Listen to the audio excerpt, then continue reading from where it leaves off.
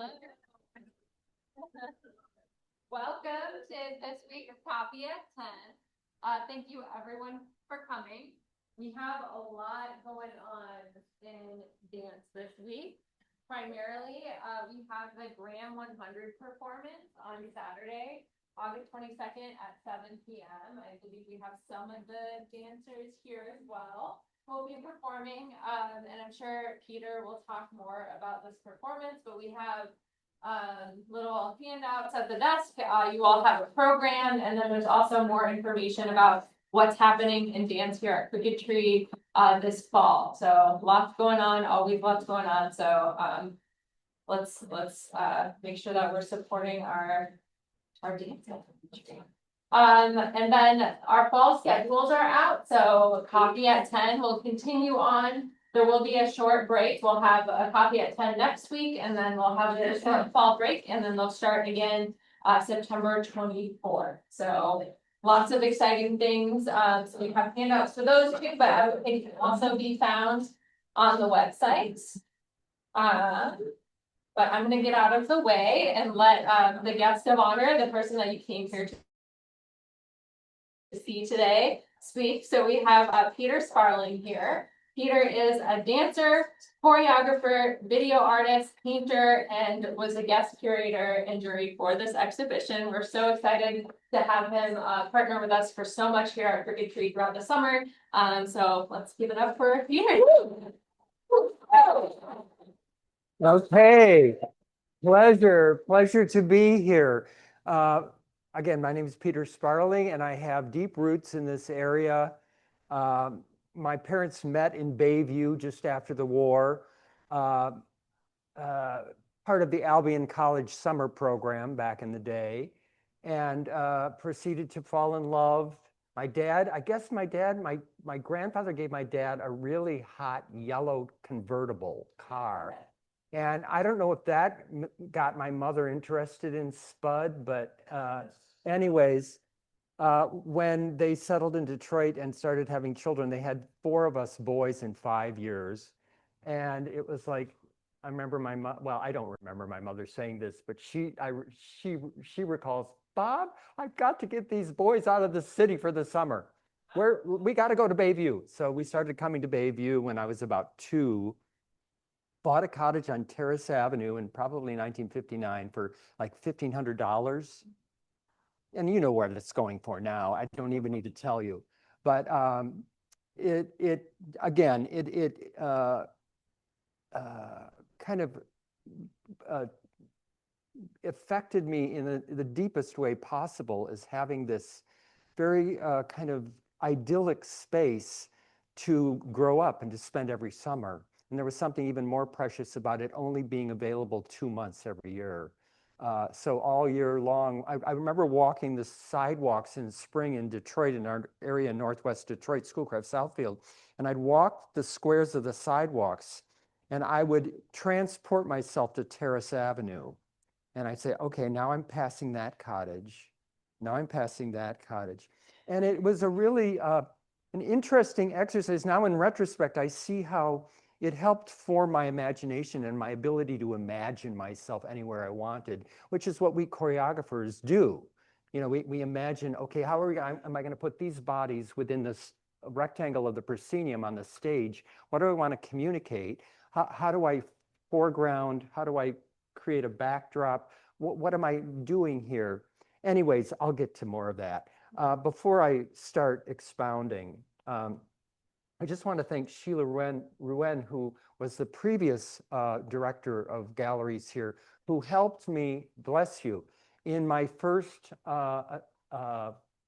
attempt to jury or to curate a show. This is the first time I've actually curated. In a sense, I've curated dance and all sorts of other things in my academic career of 34 years at University of Michigan as a professor. But this is the first time I've actually had to think very seriously about how art comes together, how art may or may not serve a particular theme, and what I might be best suited or best, what are my abilities such that I could serve as a curator for a show. And I'll talk more about that. I want to thank Jennifer who came in. I mean, the day we started setting this up was her first day. So she was like trial by fire, bang. And it was great. Yeah. Purgatory Arts Center, of course. Also, I've formed a relationship with the Traverse City Purgatory Arts Council. I've had many pieces in their shows down there. I have a video there now in a show called Containers. And then I have another piece coming up in the Americana show down there. So next time you're in Traverse City, visit the sister or brother organization. I don't know if we want to gender it at all, but the partner organization, because there's great stuff happening down there too. Of course, Heather Rowie, stand up, Heather. Heather's my partner in crime. And it's not only the sentimental reasons that draw me up here, but it's the fact that Heather has created this extraordinary dance center here. Robin Pedersen, who's also a ballet buddy and a Bayview kid buddy, has also plugged into this, so that it's, had not Heather created this really strong program, I wouldn't be back up. I'd be back up here, but I'd be invisible, staying in someone's cottage and just doing a Proustian-like, withdrawal into my past. But Heather really brings me into the present, and I have these young dancers to remind me both of the fragility and the vulnerability of bodies as dancers, but also the pure pleasure and glory of our privilege that we have to make dances and to use our bodies as instruments. So it's very heady, and I'm not going to, I'll get all teary, so I won't go there. But anyways, the project of this particular gallery show, Sheila and I thought, okay, I thought, Sheila, it has to be something about motion, about dance. How do visual artists understand motion? As I was walking Bayview, the terraces early this morning, I was thinking, so what stops us in our tracks as we're going our way between points A, B, and C? Like what will stop us to pause? When do we notice something, and why? Is it something unusual about that we haven't seen before that we suddenly notice? Is it the configuration of form that creates patterns that's striking? Is it the color? Is it the texture? Is it this resonant stillness that a scene radiates, where suddenly we're struck by the thingness, the presence of it, and what it does in our bodies? And then there's also that moment where motion catches us, and it captures our eye, and we see something in mid-flight or in the process of happening, and we relate kinetically or kinesthetically to it. I like to call it kinesthetic empathy. Dance theorists talk about metakinesis, or this ability of the human that is inherent in us, whether it's the mirror neurons or whatever, where we relate to other beings to read them for meaning by how they're moving, call it body language. But this idea of kinesthetic empathy, where we are drawing information and meaning from motion, and we empathize with it, and we may draw back in fear, or we may willingly move towards it and be drawn to it. So again, how we see things, I think that leads to this idea of interdisciplinarity. It's like, in my particular situation, I moved from actually a violinist, I was a serious violinist, to dance, to screen dance. How do we put bodies on a screen versus on a stage, and how is that different? How is editing just like choreography, where you're organizing scenes and you're managing bodies coming in and out of the frame and creating depth and structure, etc. But then this leap onto the canvas. My paintings are along back here. They're along that wall. They're the larger ones because I was a curator, I got to twist Jennifer and Sheila's arms to let me hang these larger pieces. It's this idea of interdisciplinarity. And it might relate to the different ways we see and learn to appreciate the world around us and how we perceive the thingness of the world. Again, what makes us stop in our tracks and pause and look? Is it the strangeness, the rarity, something striking about the formal arrangement and a kind of composition? Is it the heightened sense of stillness that resonates in a feeling? Or is it something happening in progress, in motion, unfolding, a flurry that catches the eye? And I think this show is about all of the above, but especially the in motion part of it. I want to read you a statement that I wrote many months ago that kind of brought my thoughts together about what you're seeing in this gallery. In motion, making art dance. If, as J.F. Martel claims in his book, Reclaiming Art in the Age of Artifice, quote, art invented humanity, end quote, then I'd propose that movement invented art. Capturing the vitality of bodies in motion inspired art making from the earliest cave paintings to the most recent digital forays into dances for the screen, CGI and AI. Martha Graham, one of the previous century's most avid surveyors of human form and the stories that reside in what she referred to as the body's blood memory, often told the story of her father, a doctor, admonishing her as a mischievous child. Martha, movement never lies. So how do artists in the 21st century translate this authentic vitality into painting, sculpture, or film? How do they speak truths or create metaphors in their media such that the works do more than merely illustrate a dancing body or the movements of nature? They perform their own dance on canvas, in bronze, or on the screen, and emanate a vital presence of their own. As juror of the exhibit and dancer, choreographer, video artist, and painter, I am eager to be moved by works that resonate with a unique sensibility for the motion of bodies, human, plant, or animal, and all manifestations of motion in microcosm and macrocosm. Modern physics has proposed laws of motion that reveal inner and outer universes in constant flux. We humans insist upon bringing this constant motion to a state of stillness and optical resolution to study, document, label, and contain, or to ponder, to appreciate, to find beauty in, and interpret as forms of human expression. We are wired to empathize with things in motion, since we too are part of this cosmic swirl at a cellular level. One might call this show a survey of artists who understand this kinesthetic empathy and feel it through their art.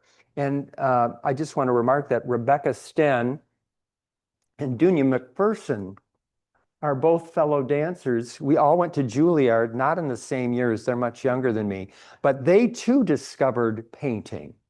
And I only discovered these dancers who had discovered painting through Facebook, believe it or not. And they become fast friends, and I asked Rebecca and Dunya to contribute works. That beautiful piece has been sold, actually. So, you know, as you leave today, I'm sure you're all going to buy paintings as you leave. So that's the one you cannot buy, okay? So, so yeah, again, I'd even thought for a moment with Sheila, could we curate an entire show made up of paintings by former dancers? And that excluded too many wonders. So I said, no, that's for another show. Contemporary dance's evolution has embraced all human-produced movement as valid sources for dance.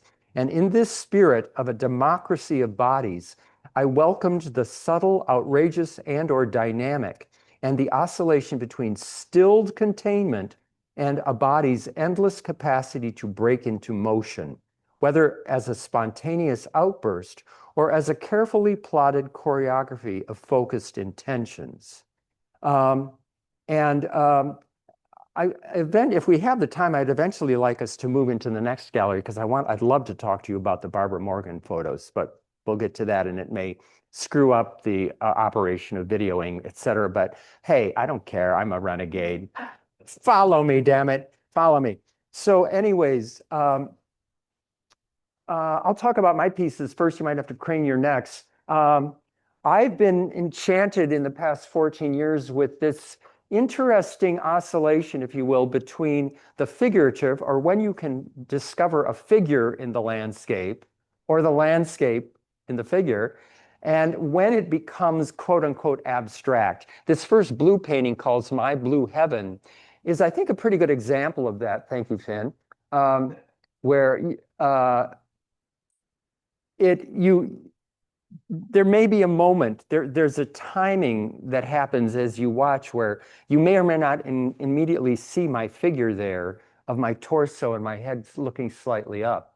And it's this play of the body in stillness, quote unquote, but wrapped in this web of intention and thinking and motion that is very much a part of that. This part is called A Murder of Crows.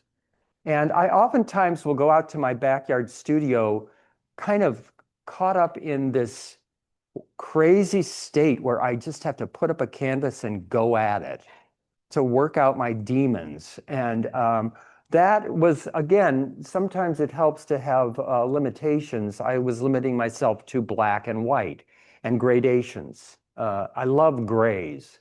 And so this, and the idea of a diptych too, I'm definitely not the first painter to think in terms of diptychs or triptychs. For me, it's, well, number one, it's practical. It's easier to take two canvases down and store them than to have a larger piece. But I like the relationship. When I teach dance composition, I often assign dancers, okay, create a short solo in 2 sections, because immediately the audience is referencing the first section to the second. Is it a passing of time? Is it a flip side? Is it an alternative version? What happens when you go from 1 to 2? And there are philosophies built upon this idea. Then what happens when you jump to 3 canvases? This piece, it's called a visitation. And it was not intended as a figurative piece when I first laid the white, kind of whitish painting over a blue backdrop. It was just the kinesthetic, it was just the motion of the moment that put that down. And then as I stepped back, it's like, holy schmoly, that is like, I've had visitations in my dreams where these spirits and dead people come to me. And it was like, I saw it right there. So whether it came from some subliminal place or whether it's a kind of the divine coincidence of form, it can move you from abstract to representing something that has a body in it or has a narrative in it even. So and then the 3 allows me the spaciousness, and it also allows the audience to kind of step back and say, okay, it's 1, but it's also 3. And how does each canvas relate to the other? And how is perhaps there an autonomy of compositional integrity in each of the 3 frames? And then how does it all add up? So I love having those options. And this piece, the red and blue, it was originally called Blue on Red. And then it was like, well, wait a minute, for this show, it's got to have something to do with motion. So then I started reading into it, and I saw figures who were behaving badly. And so I called it, what did I call it, Jennifer? Do you remember? What did I call it? Here, wait a minute. It's called, no, that's that one. Caught in the Act. I don't know. What the important part of it is, it's an act. It's an action. So that again is that playful space between a representational and kind of the pure physicality and motion of it. I personally like a larger scale of painting because I can paint at dancer scale. I can paint this in the same scale that I move, kind of full-bodied. So that's a luxury. The difficulty is when I try to find storage for all this. And I have a storage unit down in Ann Arbor, and it's filled. And my studio is becoming more and more filled. So I don't know, something's got to give. This piece is called Forest Through the Trees, and it's part of a series. Again, the idea, when do you see a tree? When do you see wings? When do you see a body morphing from a position of lying down? I mean, there's some famous Renaissance paintings of figures lying where you see them foot first and you look, the perspective is skewed so that you're looking up their reclining body. That was one inspiration. And then I wanted to watch the body in stages coming up, getting upwards, ascending, standing up, if you will. And how does one step back and look at that as a still form? And when do you start like getting befuddled and confused and start moving into it and seeing like, what is that? And da da da da. So there's that whole dance that the viewer does to going into a painting or to being, hopefully to being drawn into it. Rebecca's piece, I'll keep going here. Is this meaningful? Okay. Rebecca, again, a dancer trained at Juilliard in contemporary dance, and she's discovering, she works a lot with these horizontal cut planes with a figure sometimes emerging out of it. Many of her paintings remind me of Thomas Hart Benton landscapes, particularly her horizontal ones. They look like abstract landscapes, but this one obviously has a very figurative dancer-like form. I think these two relate to a movement in the mid-20th century, mostly happening here, but also in London and elsewhere, of abstract expressionism, where you really are giving up to the brushstroke the main idea of expression, where it's action painting, if you will. You're stirred by the texture of how the paint is applied onto a flat canvas. And it's the juxtaposition of the brushstrokes and the colors that give the illusion of depth and a sense of something happening. And as well as this one, similar. And you oftentimes get a lot of repetition of forms. And you also begin to see how that each artist has his or her own sense of scale. Like how long is each stroke? What is the size of each unit, if you will? This you could kind of break down into cells. So there's that. Another one of Rebecca's, I thought, oftentimes, as you will see in the work that we do Saturday night called Our Own American Document, oftentimes artists can't help but begin to let current events and the world enter into their creations. And here, of course, we have Rebecca, who lives in Manhattan, affected by street culture, a newspaper image, etc. And you're looking not only at a work of art, hey Sharon, but you're seeing the artist's comment upon something that's happening in the moment, in the world. The video work that's here, I don't know why, is it going or? Got it. Oh, can you turn it on now? That's good, because I want to talk about it. It's important. Yes. Yes. Yeah.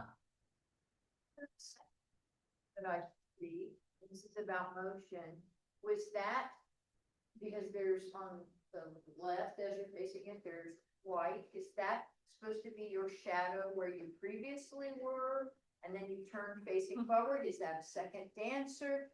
Is it a shadow from what's white would be the lights? I don't want to be a cop-out and give you a facile answer, but it's all of the above. And I'll say that because I didn't plan, that painting happened in phases.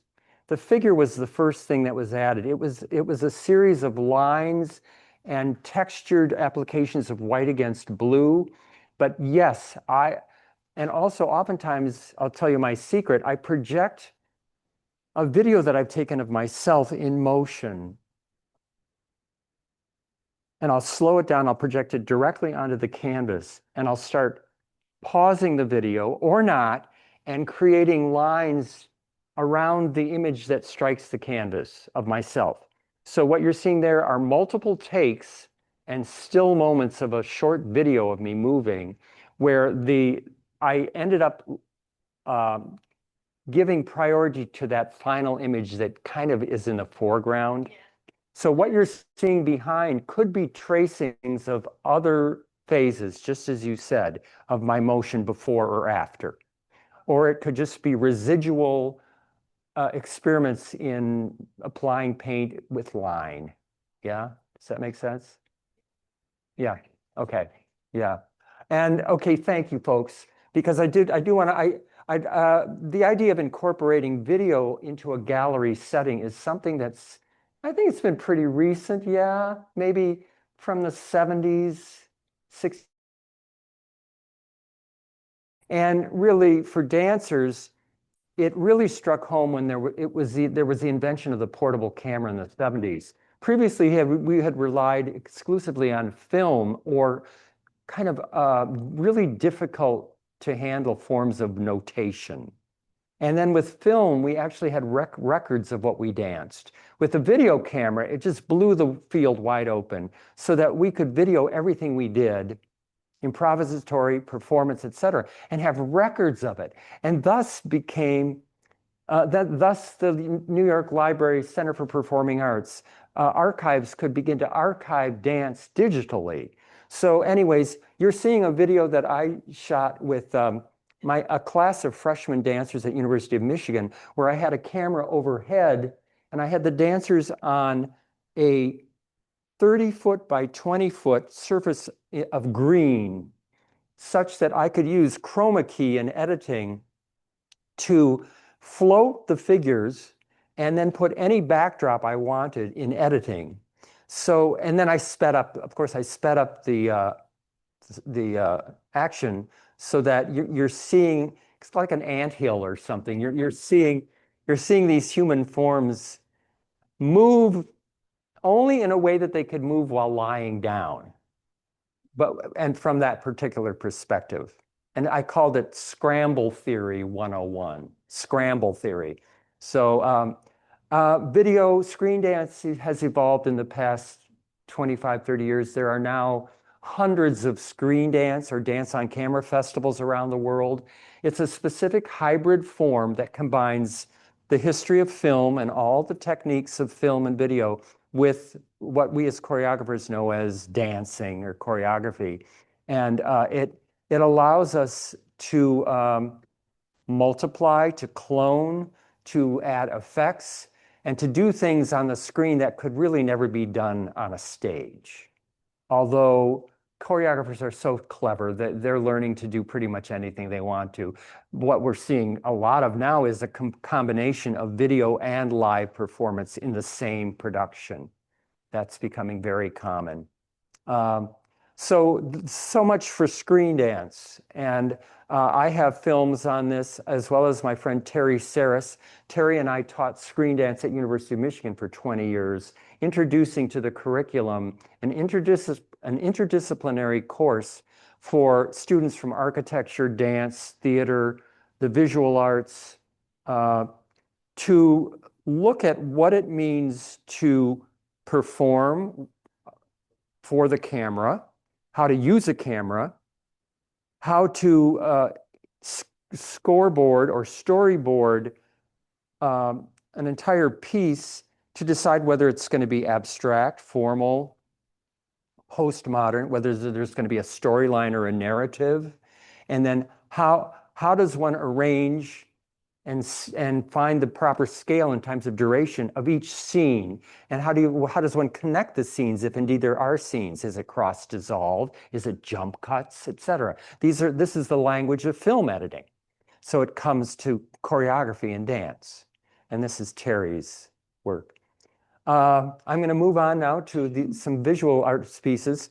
A beautiful diptych here. I had no idea that it was created by the son of Robin Pedersen when I chose it. And once it was up here, I looked at the name, Marcel Antonioni. I know that name. Anyways, it's a really lovely abstract that is precious in how small it is and how the two pieces relate.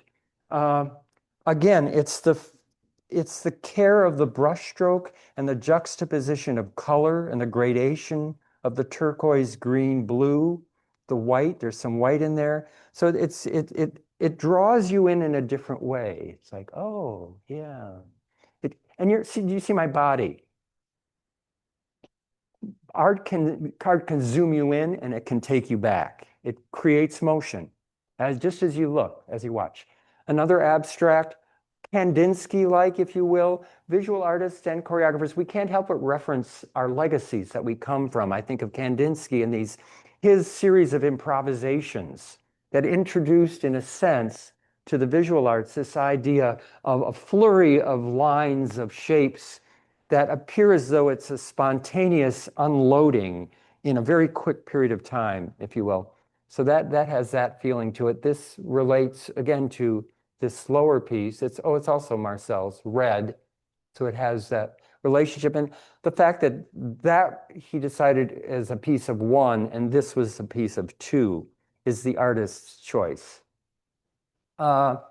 Photographs, and if we have the time moving into the Barabara Morgan show, photographs also too are considered, of course, fine art from the beginnings of photography in the 1800s through to the innovations of, Stieglitz and Barabara Morgan, of course. But you have, again, the camera being able to halt, to still emotion in progress. And here you have the body in the air, you have the skateboard flipping up, you have these strong horizontal lines with a little diagonal there, and you get a sense of being somewhere and suddenly seeing this moment where the figure is up. It's like a surfer or something riding a wave. So how does a photographer capture a moment that excites us kinesthetically, but also has a lovely and provocative composition? Very, very much like Paul Klee, this is called Dance Like No One's Watching. Again, these cutout forms, an acrylic, arranged such that it looks like bodies, or are they herons? Or are they prehistoric creatures? Or are they sails? You know, again, are they question mark, question mark, question mark? Art is filled with question marks and no easy answers sometimes. And it's up to you as the viewer to take it in and say, oh, I get that out of it. I know some of you can't see around here, but there's a beautiful, beautiful piece, Ellen Rosewall's The Floor Remembers, which is a tapestry. It's fiber. And it reminded me of cave paintings, of Aboriginal song lines on the terrain of the flatness of the earth. Again, I'm going to come around here. My friend Robert Stivers has a photo back here. Bob Stivers from California was my company manager when I had a dance company in New York, and I tracked him down on Facebook. So Dunya, her specialty is Sufi meditative trance dancing. She's gone from a classical ballerina to a modern dancer to a meditative Sufi dancer.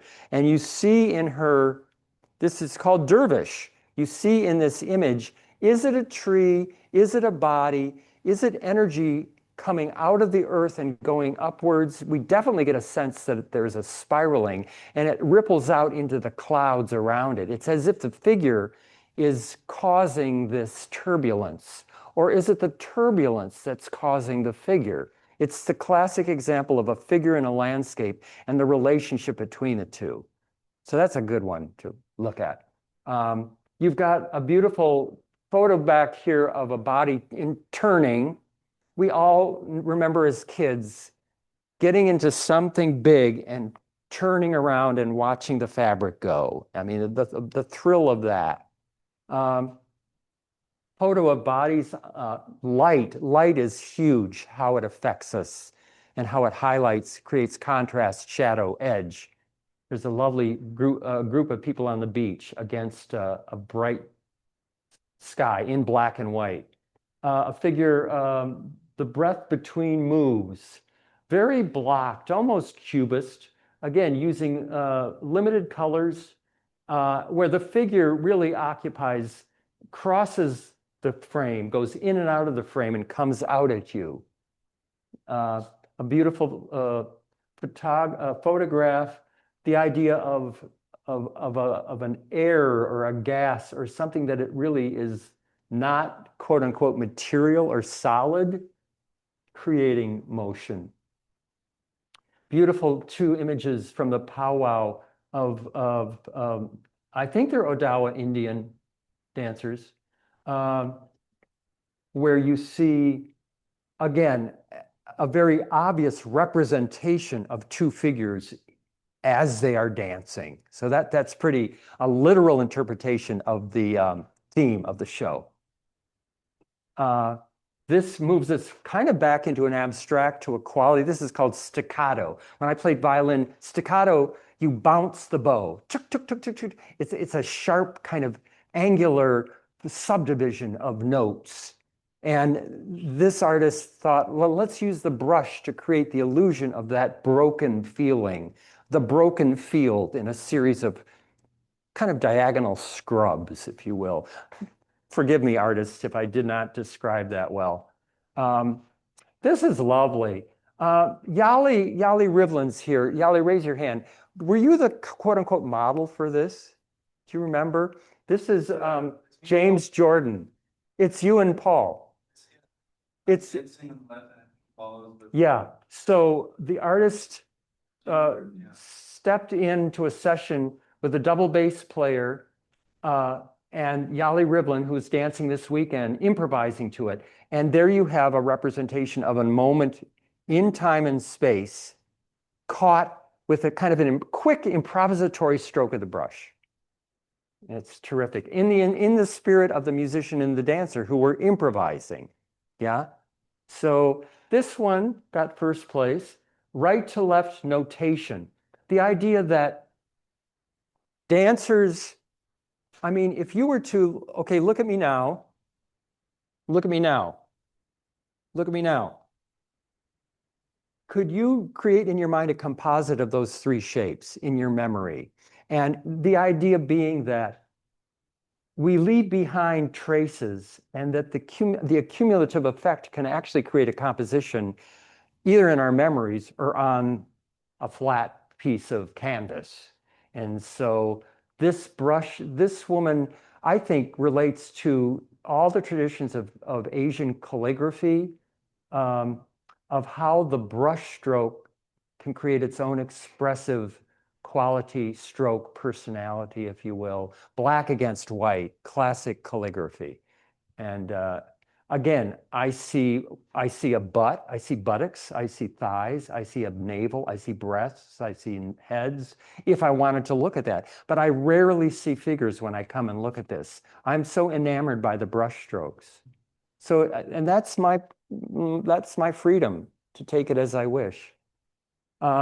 Here, I have, in a sense, less freedom to abstract. This is very obvious to me that it's two ballet dancers. And I deeply appreciate how the brushstroke captures the tool of the skirts in motion and the beauty of the application of the paint to show how stage lighting highlights the facets of the body. These women's necks, these girls' necks, are even right down to the little bun, the way they wear their hair back there, and their pink shoes. It's really a very loving tribute to ballet dancers. The blue behind it, it's great. These are almost like comic strip figures. I just loved these. This got third place. Turn left, turn right. Springtime, more exercise. They're like diagrams in motion of like, this is those diagrams of how do you do something, comic strip, whatever. And they're just so beautifully done with the characterization, the caricature, the animation, if you will. They're almost like stills for a cartoon. And we certainly have our legacies now of animation. There's a whole category in film festivals just for animation. So that relates to that. A sculpture here of a figure. How do we look at a solid figure in bronze of a body differently than we look at a figure on a canvas? We can walk around it, which is huge. And we can feel the scale of our bodies to it. Would our experience be different if this figure was blown up to be life size? Yes, it would make a big difference. So we can appreciate it in its scale, kind of like a Fabergé egg or like a curiosity, a curio. We can kind of peer up to it, come close to it. And it has, obviously, the attenuation of the legs. No body would look like this. But again, it's our artistic license. We bend reality to create an effect and a beauty and a statuesque quality of that figure. Let's see, we have another sculpture and that'll be it. Jennifer, tell me if I'm running over, okay? Thank you. This baby, this lovely object, we call context. Not sure what that means, but that's okay. It's similar to futurist sculpture that Italians loved to do, kind of based on the Duchamp New Descending the Staircase, where you're getting the figure fragmented in motion. Not so dissimilar to that, to our discussion of the My Blue Heaven, where you're seeing, is it a neck? Is it a head? Is it a torso? Is it an arm? Is it a muscular action? Maybe all of the above, but it creates a really lovely form. It's a matter of taste. Would we see this on someone's lawn in Bayview? I doubt it. Or maybe someone more adventurous. I don't know. But again, it has a kind of a modernist look to it. And you want to touch it because of the edges. It's really very tactile.